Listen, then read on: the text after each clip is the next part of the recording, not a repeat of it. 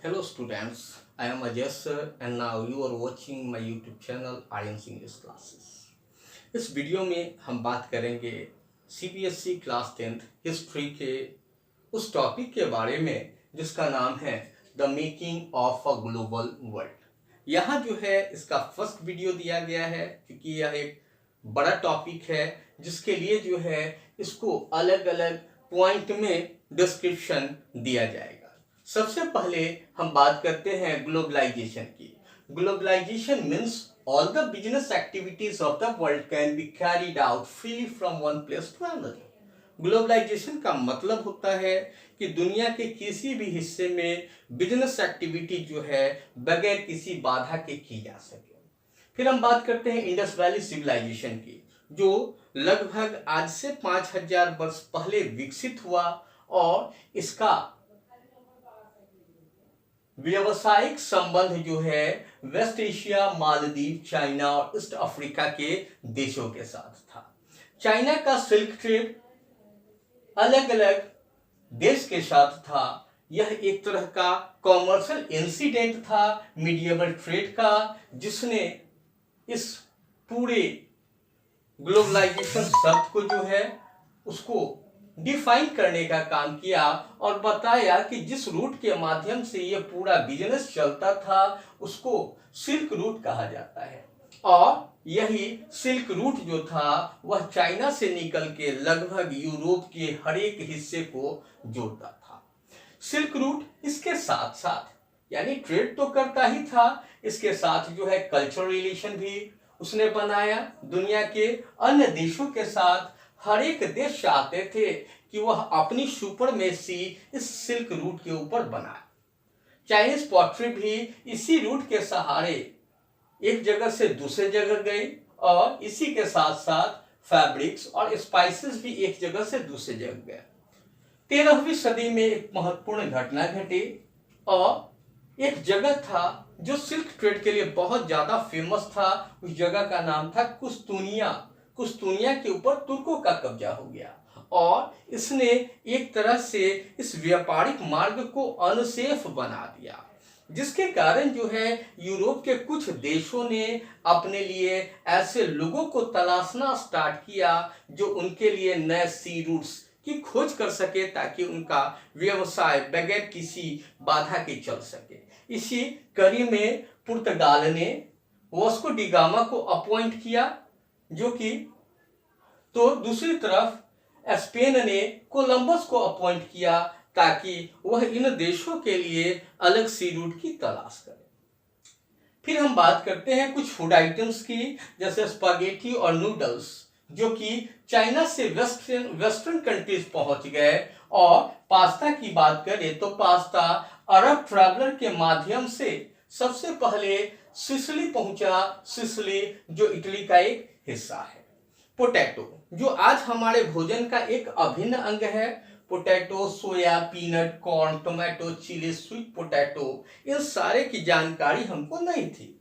ये उस समय इन चीजों की जानकारी मिली जब ये चीज जो है कोलंबस के साथ, कोलंबस जो कि निकला था इंडिया की खोज में और एक्सीडेंटली जो है वह अमेरिकन सब कॉन्टिनेंट पहुंच गया 1492 में। उसके बाद जो है उसके साथ ये फूड आइटम्स जो है पहले यूरोप पहुंचे और बाद में एशिया के अन्य देशों में आए।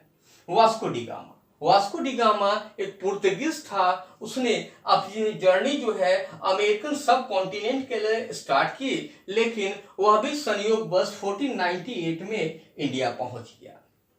इसी समय एक और महत्वपूर्ण घटना घटी। उस समय जो था पोटैटो लोगों के भोजन का एक अभिन्न अंग था, लेकिन उसी समय ग्रेट आयरिश पोटैटो फैमिन हुए, जो कि 1845 से 1849 के बीच देखी जाती है, जिसमें लगभग 1 मिलियन पीपल जो है वह भूख से मर गए और 2 मिलियन पीपल जो है वो इमिग्रेट कर गए वर्क के लिए।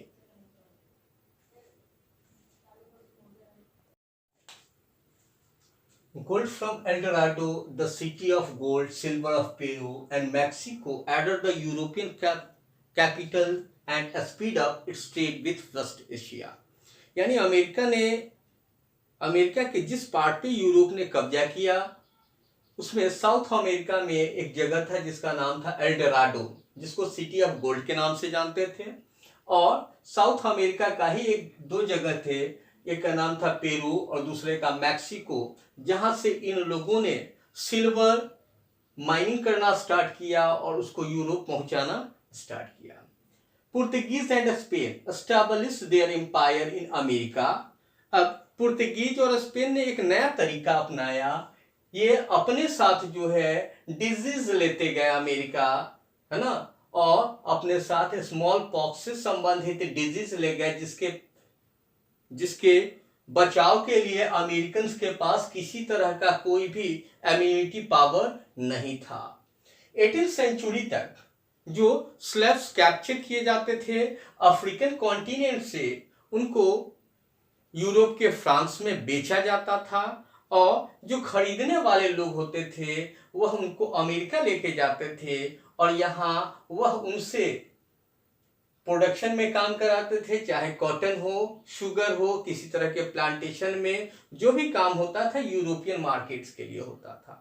इन सब के बीच अब यूरोप जो है वह अपने आप में एक इम्पॉर्टेंट ट्रेड सेंटर बन गया, जिसके लिए कुछ घटनाएं जो थी महत्वपूर्ण थी। जैसे सबसे पहले बता रहा है कि इंडिया जो है ये कॉलोनी बन गया और इंग्लैंड का कॉलोनी बनने के बाद इसका जो भी ट्रेड एक्टिविटी था पूरी तरह से कन्फाइंड हो गया और इसका बेनिफिट जो है इंग्लैंड को मिलने लगा। चाइना ने अपने आप को पूर्णतः जो है पूरे वर्ल्ड से अलग कर लिया। वह चाहता था कि उसके देशवासियों पे वेस्टर्न कल्चर का कोई प्रभाव नहीं पड़े। तीसरा जो सबसे महत्वपूर्ण चीज था, यूरोपियन ने जब अमेरिका पे कब्जा किया तो एल डोराडो, पेरू, मैक्सिको जैसे लार्ज मिनरल डिपॉजिट्स जो थे उसके पास आ गए।